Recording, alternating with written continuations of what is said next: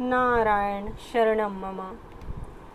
कृष्ण ने अनेक प्रकार से अर्जुन की जिज्ञासाओं का समाधान किया। दरअसल अर्जुन की ही जिज्ञासाओं का नहीं, जैसा कि मैंने बार बार कहा कि प्राणी मात्र के अंदर उठने वाले प्रश्नों के उत्तर श्री कृष्ण ने अर्जुन से बात करने के बहाने हम सभी को दिए हैं। श्रीमद् भगवद गीता संपूर्ण जीवन में जो व्यक्ति एक बार भी पढ़ ले तो इससे बढ़कर प्रसाद और पूरे जीवन की उपलब्धि और कोई दूसरी हो ही नहीं सकती। कई बार ऐसा होता है कि हम जीवन की भागदौड़ में व्यस्त रहते हैं और अपने कर्मों में ढूंढते रहते हैं क्या अच्छा किया, क्या बुरा किया, और सोचने लगते हैं कि भगवान कर्म योग की शिक्षा दे गए हैं।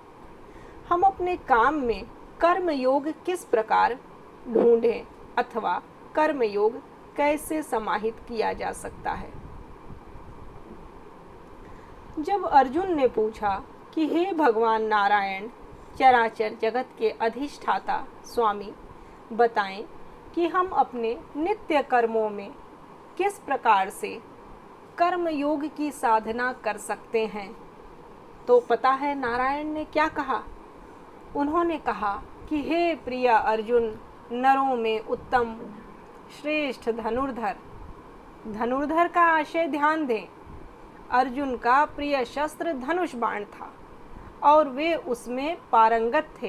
कहते हैं संसार में उनके समान दूसरा कोई उस विधा में, उस कर्म में पारंगत नहीं था। इसका एक तात्पर्य है कि हम जिस जिस कर्म में जो जो प्राणी जहाँ जहाँ लगा है वह उसको कितनी निष्ठा से, कितने धैर्य से और कितनी निपुणता से करता है। तो उन्होंने कहा कि हे पारंगत, हे धनंजय, साधक होने और साधना करने के विषय में सोच सोच कर अपने मन को बोझिल ना करो। अपने कर्मों को मन से करो, स्वार्थ से वंचित होकर करो। यही बात जो व्यक्ति मात्र समझ लेता है, पूरे जीवन में इस एक तत्व को समझ लेने के बाद दूसरा कोई कष्ट, दूसरा कोई बोझ न तन पर रह जाता है और न मन पर रह जाता है।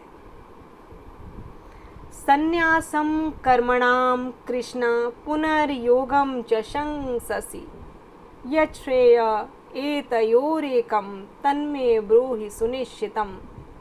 इस प्रकार से जब अर्जुन ने व्याकुल भाव से श्री कृष्ण की ओर ऐसे देखा जैसे कि भूख और प्यास से पीड़ित जीव की आत्मा समाधान की ओर देखती है, भोजन की ओर देखती है, जल की ओर देखती है, तब उन्होंने उसे नित्य अपने कर्मों में लेखा जोखा जोड़ने की बजाय अपने मन और बुद्धि को स्थिर करके लगातार सामने आने वाले कर्म को मन से करने की शिक्षा दी। यही कर्मयोग है। नारायण शरणम मम।